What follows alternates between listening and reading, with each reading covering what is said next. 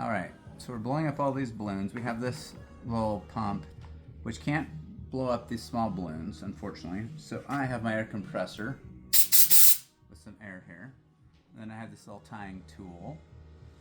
So I'm just gonna give it a little air like that with the compressor.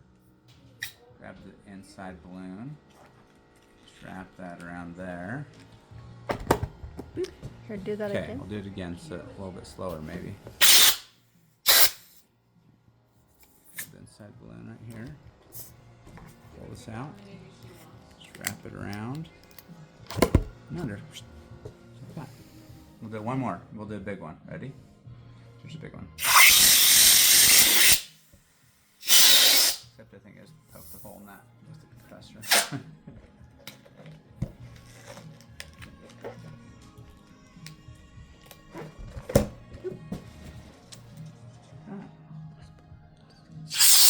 Onto the arch. 100 times faster than the little pump. And this little thing works really well when you hold it like that.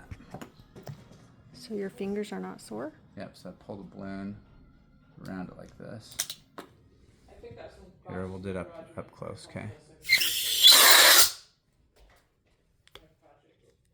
Okay, ready? Just pull this around here.